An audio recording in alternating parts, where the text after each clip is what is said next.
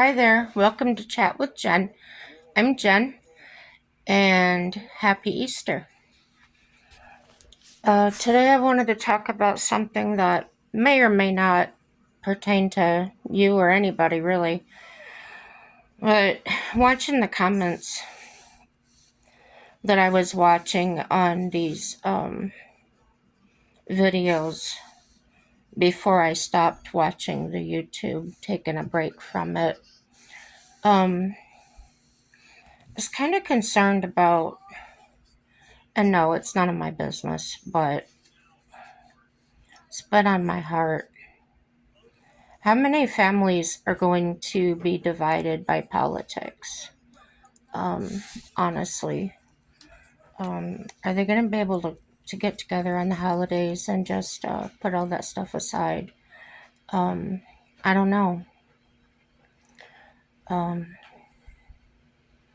I know just for commenting on a video that that I was called names,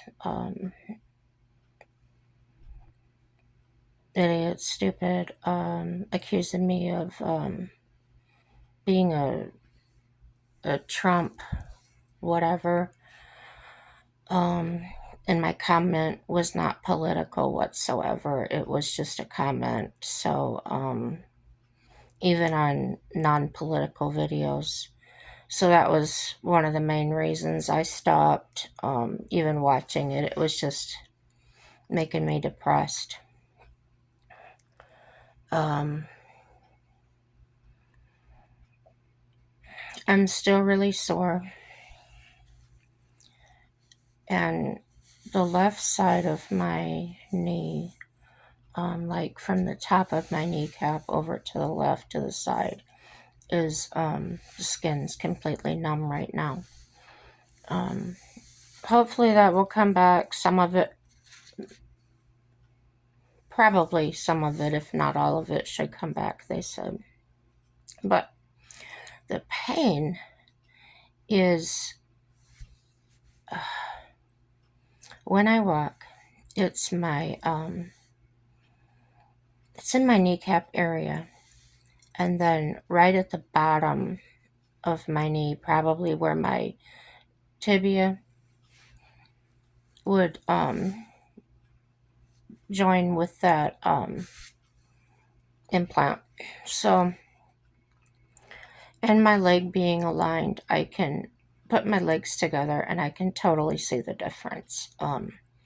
I was knock kneed, and everybody's knock kneed, but mine was a little more severe.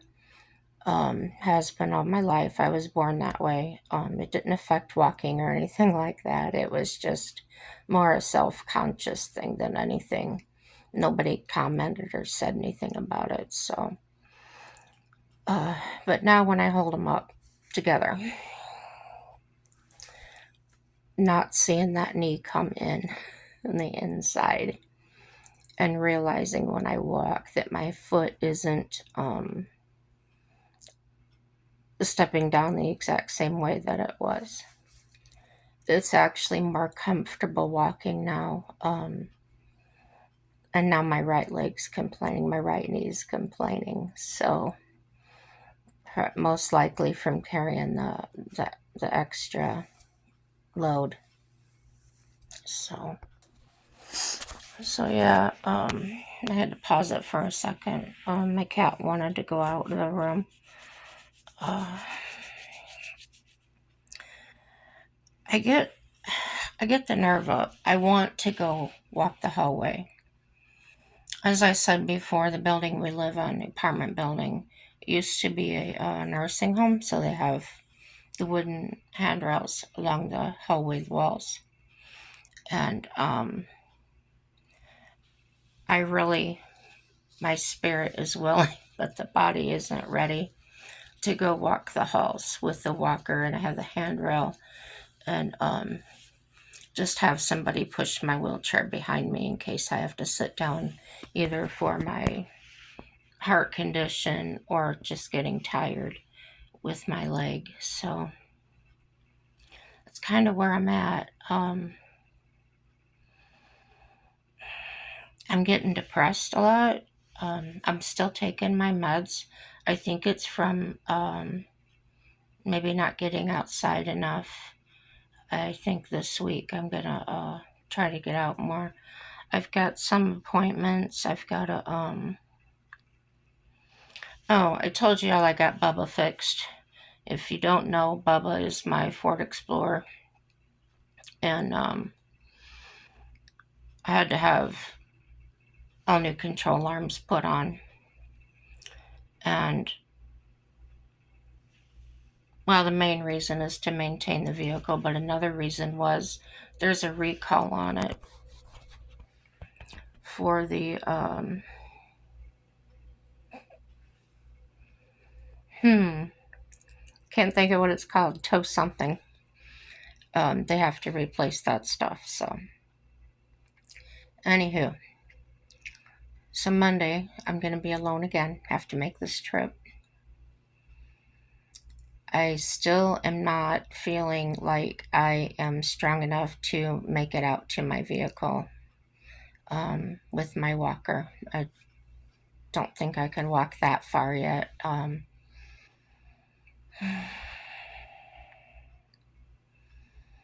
don't know. It's probably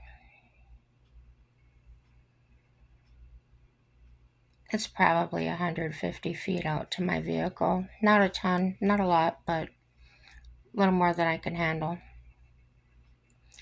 So I'm gonna call on my neighbor again and see if she can do what she did last time.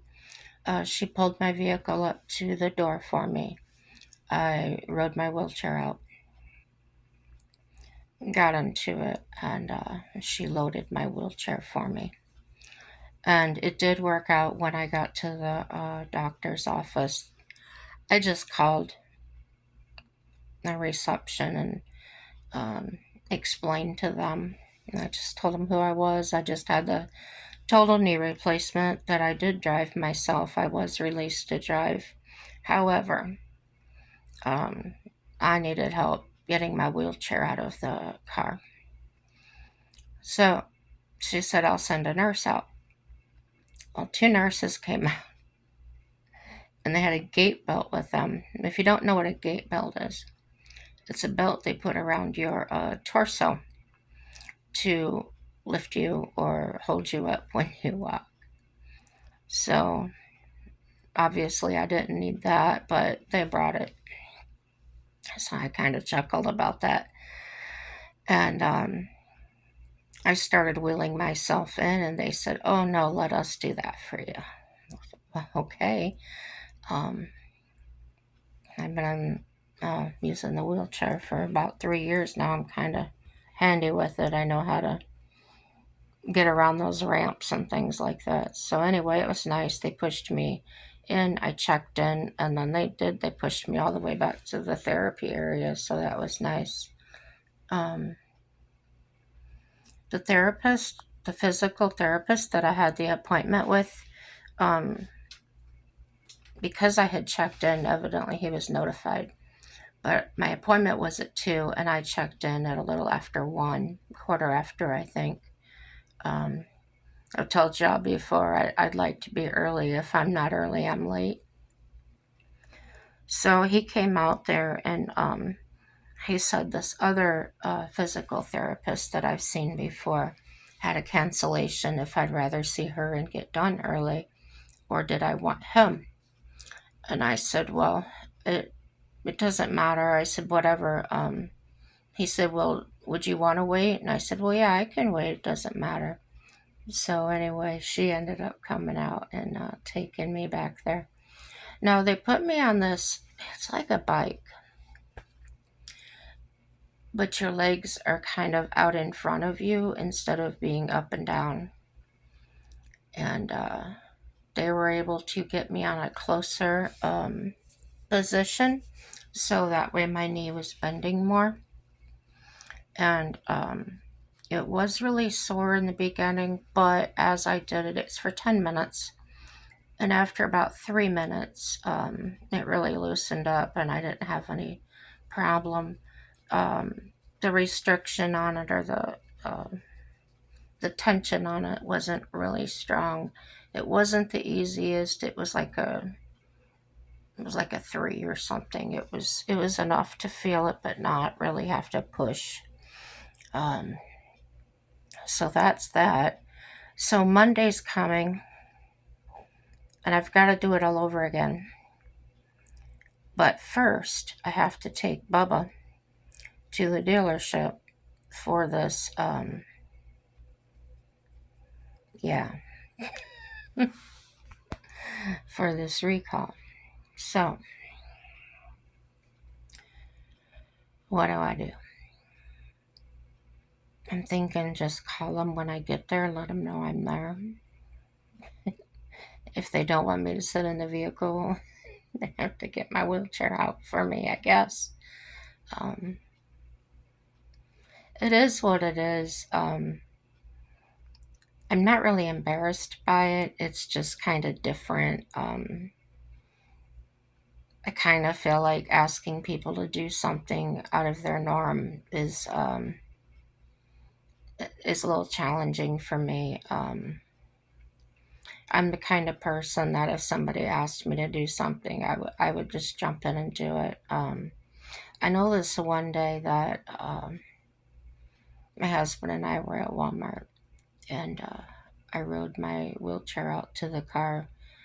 He was checking out, and I just was having an anxiety attack from the people and stuff. So, anyhow, anywho, I get out to the back of Baba, and I lift the gate, and I fold the wheelchair, throw the pad in there, the chair pad, and I'm gonna load my wheelchair in there. This was, of course, before surgery and all that. And this woman comes running across the way. Don't do that. Don't do that. Let me do that. I said, no. I said, really, it's okay. I said, it's kind of heavy. I wouldn't want you to put your back out or anything. Oh, please let me do it, she says. I said, well, how about you get one side and I'll get the others? That's what we did. We laid it in there. But so yeah, that's the kind of person I am too. I would really go out of my way to help somebody out like that.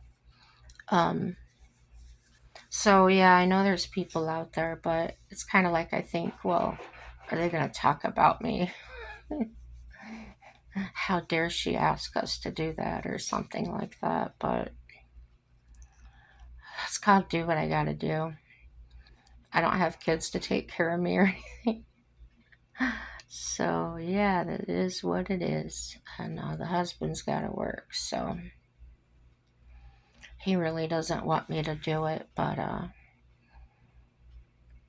he kind of relinquished the control of that. He says, well, if it helps you, I said, it really does. It helps me to get out and be able to do things and feel like I'm being productive. Like this weekend wasn't too good.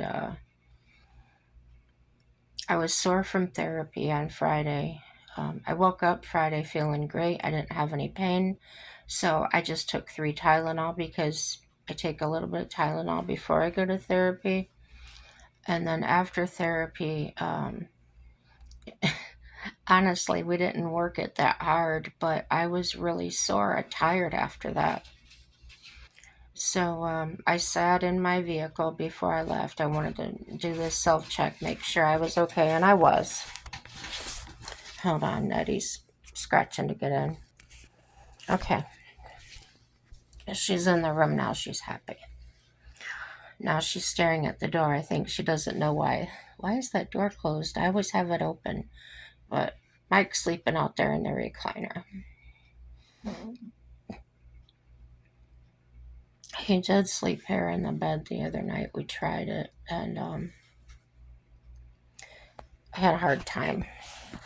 I need more room to turn over now because I really have to use every part of my body to compensate for not being able to push with that leg too well. I can straight leg lift it now about 4 inches off the bed, which is improvement because I was trying to use my muscles before and telling my leg to go up and it just wouldn't move. So that's an improvement. Gosh, my brain's all over the place. So yeah, I was talking about being a little bit uneasy about calling people out to help me, but I gotta do what I gotta do. I guess I'm feeling a little more uncomfortable around people now. I was really uncomfortable around people when I went through some really bad things, and that's kind of coming back now because of the political stuff and people. What I'm seeing on YouTube, or what I did see, I'm not watching it for this reason because I'm trying to watch what goes into my mind. Um, Kind of fearful.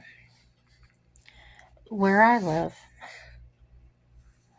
is nothing like you see out there. These are wide open spaces. People mind their own business, and there isn't any crap going on like that. But it's still there in the back of my mind. You know, you just see these things and they just get in there, and it makes it really hard to function. For me, anyway. I see that people are reporting the suicide levels are up, and cases of depression and mental illness. Well, I think it's always been that way. I just think that um, they're using things that are out there to make a point, to stand on a soapbox. Um, it's not right. Um, it's gaslighting, threatening people because of what they say or what they believe. Um, it's really like hell on earth to me. Um, just keep my faith. Kind of scare myself sometimes. Not really scare, make myself uneasy, the things I think. I got this camper out here, and I got Bubba, and I got $900 a month. And I'm thinking, if something happens to Mike, I won't have his income. And if I take his Social Security, I will lose what I'm getting, so it won't add to it. Maybe his would be more. Survivor's benefits, they call it.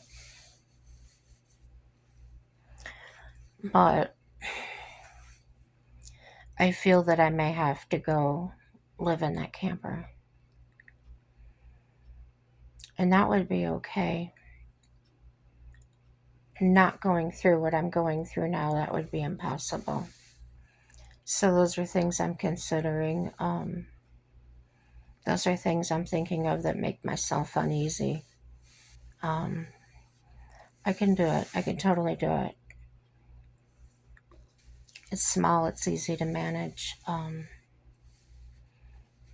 see people living in their vans and things.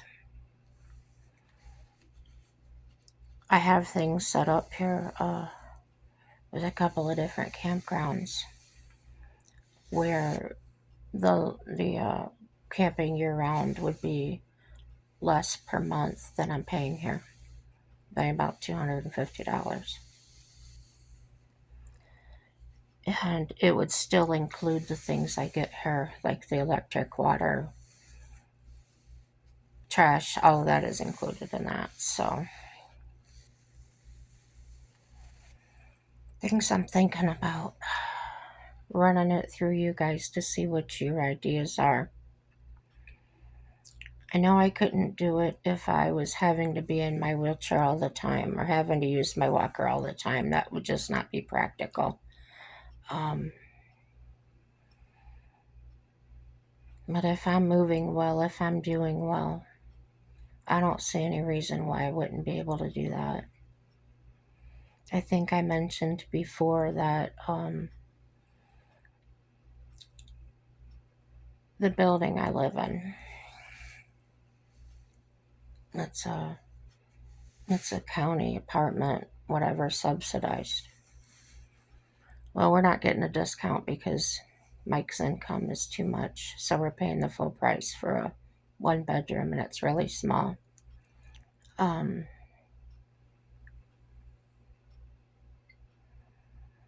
if I'm out there, I wouldn't have the neighbors to rely on. If I'm out there by myself, I'm probably more likely for something bad to happen, whether it be a personal attack or a vehicle problem that I couldn't pay for. Just many things going through my mind. But all I can think is, man, trying to live on $900 a month. I don't know how I would do it. I get my meals sent to me now. I mean, I pay for it with my, my Medicare, but so I think grocery shopping by myself, for myself, would probably only be less than $100 a month. I do hit the food pantry now and then just to get some pantry items like canned soups, things like that. That see, the meals they send me are already prepared, so can't really prepare my own meal that way. And I do like to cook for myself. I don't necessarily like all that prepared food like that. So yeah, many things going through my mind, and I know I'm kind of rambling, but it feels good to get it out. Like I said, I haven't been feeling right the last few days in my mind. I've been crying a little bit here and there. I've been thinking about reflecting on my entire life, things that I've, I've. It's been happy stuff. It hasn't been the negative stuff. It's been um, focusing on good childhood memories, fun that I had when I was a teenager, the good times I had in the 4-H and with the horses, and um, just really trying to focus on that stuff. But I do cry about it now and then. I don't know if it's, I don't know what kind of emotion it is. I don't know if it's happy or sad or time passed. I'm not sure what it is. It's different for me. If you've had those experiences, let me know about it. Give me your ideas or maybe what you think about it if it's happened to you. Um,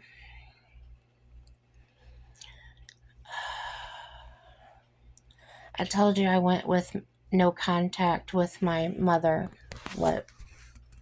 Gosh, I think it's been about 8 years now, 7 or 8. No, 7, I think.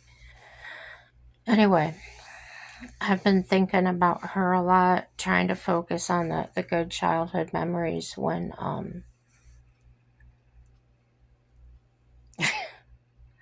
she loved me, or when I believed she loved me, and that we were doing things together as mother and daughter.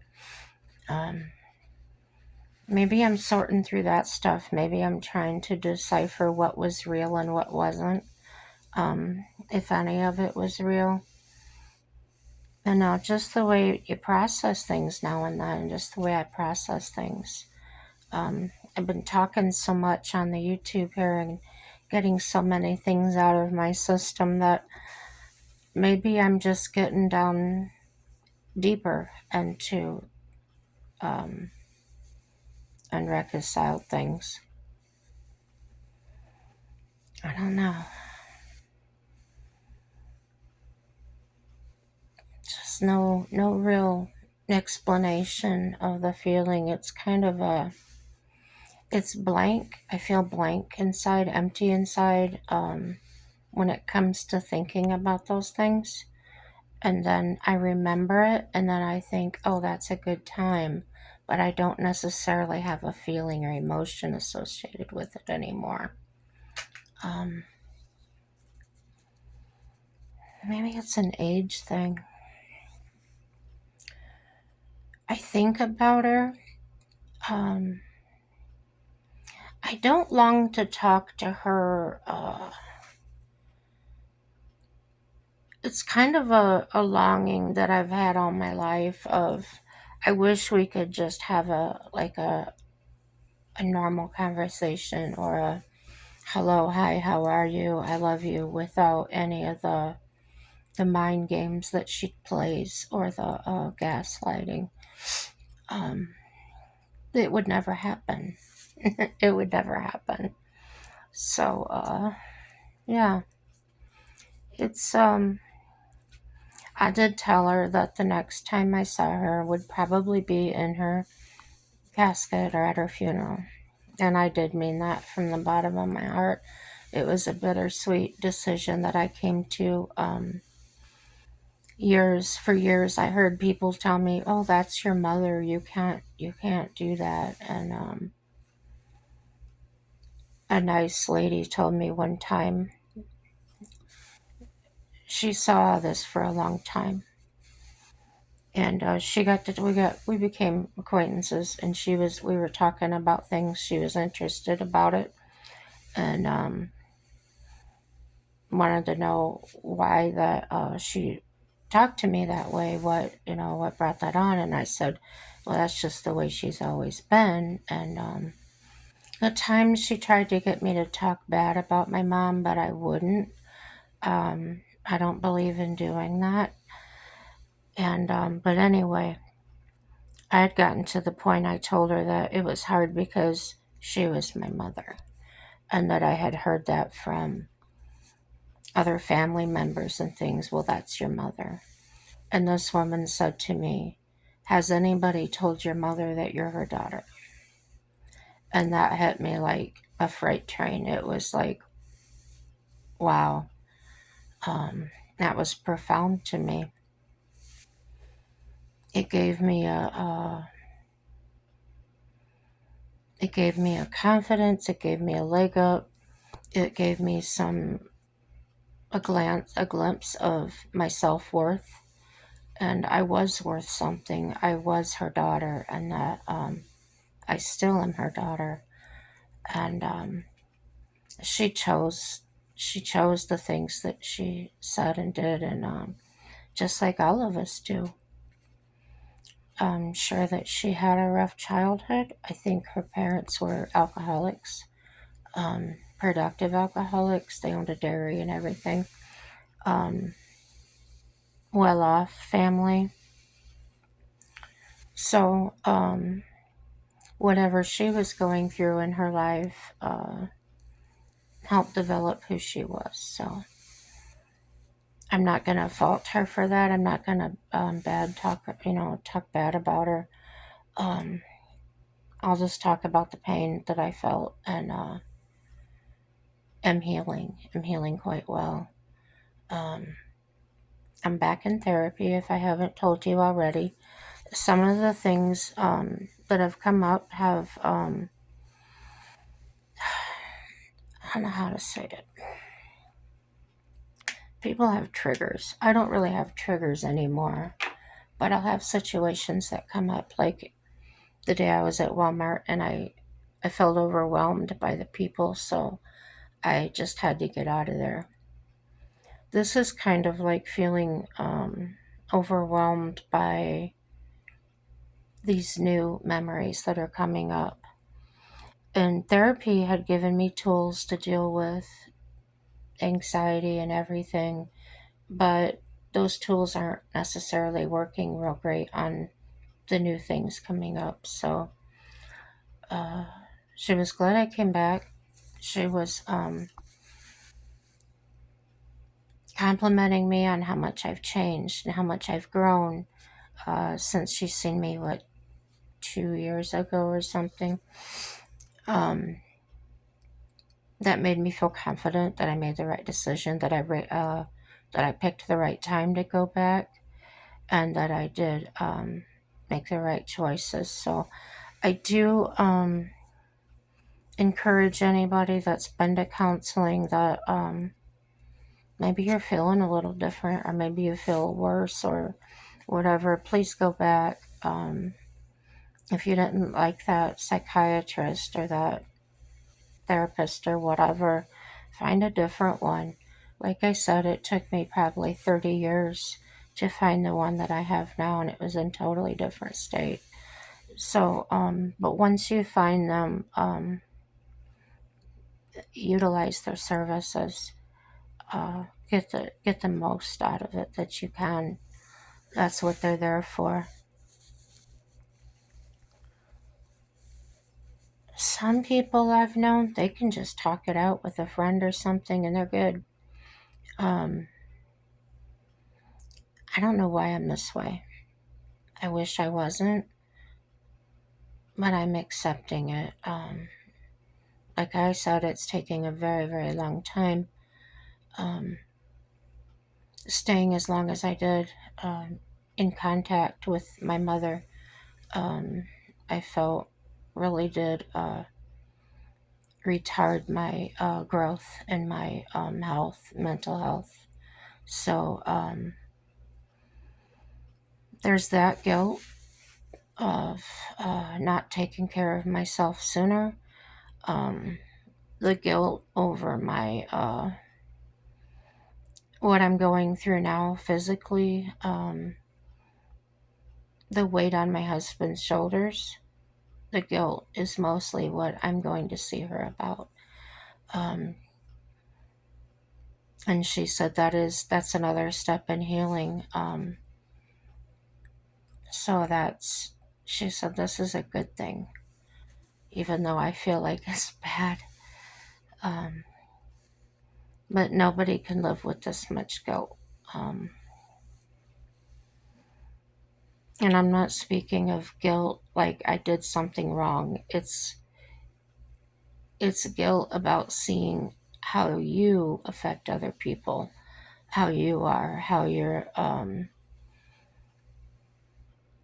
me being the way I am can be hard on other people. Uh, call a doctor's office for something, and the one trigger, I hate that word trigger.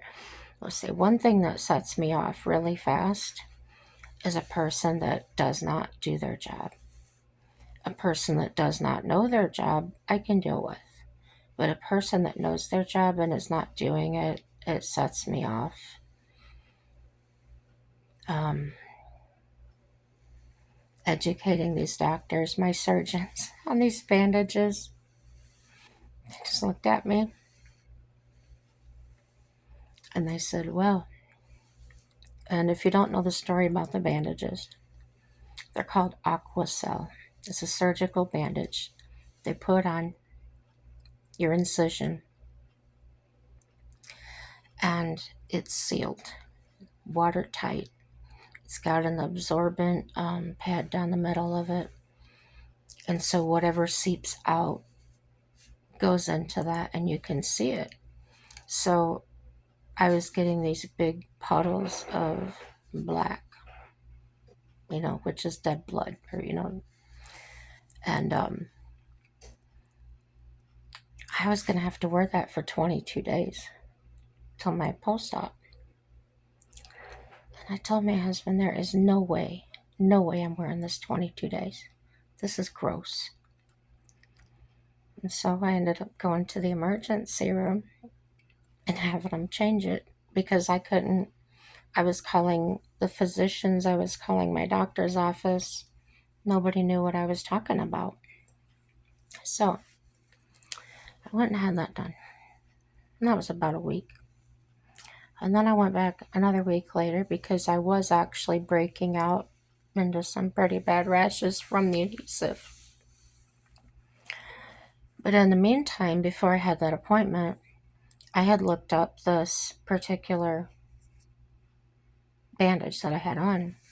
The manufacturer stated it needs to be changed after 7 days. I had done that, luckily.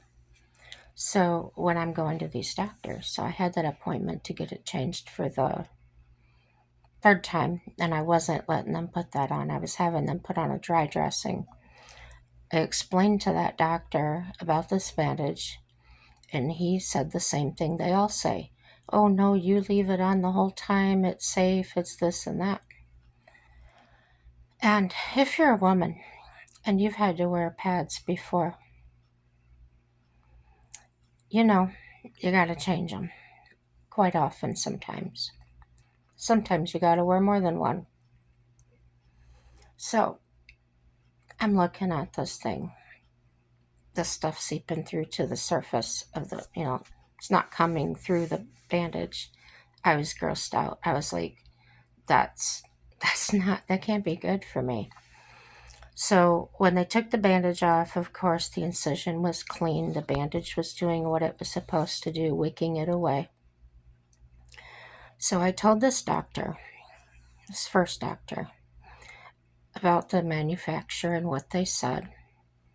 And he says, oh, well, I have to look that up. I said, okay. Nigerian doctor. Not my regular doctor. So when I went for my post-op, had the other conversations, and I told them about the bandage. And both of the people that I saw said, no, we've always done that. It's okay. And I said, no, it's not. I said, look, if I was wearing a maxi pad, I would not leave it on an entire day even. And that does wick away things. It wicks away the moisture and things too. I get it. But you're not hearing me. The manufacturer says change after 7 days. And he finally gives in and he says, well, that's not what the rep said. I explained to him, you can't believe what people say. I gave him my whole spiel that I put on here. Don't trust anybody. You got to find out for yourself. And he did say, he said, thank you for that. He goes, I will check into that. I said, please do. And I said, please, whenever any rep comes in here and tells you this is good and everything, I said, please check it out for yourself. They're trying to sell you something. You got to think about that. They're not thinking about me, your patient. They're thinking about making sales. That's how they pay their bills. So, yeah. Keep the crazy stuff out of your life. If somebody loves Trump and you hate him, it's okay. It really is. It's all going to be okay. It really doesn't matter. 100 years from now, none of this is going to matter. Just put it in perspective. Subscribe, like, dislike, share with your friends and enemies. Everything's going to work out for our good, guys. Just wait and see. Just go about your life. Don't get involved in these things. Some of it, if we just ignore it, it will go away. Not all of it will, of course. But happy Easter. Happy day. Bye-bye.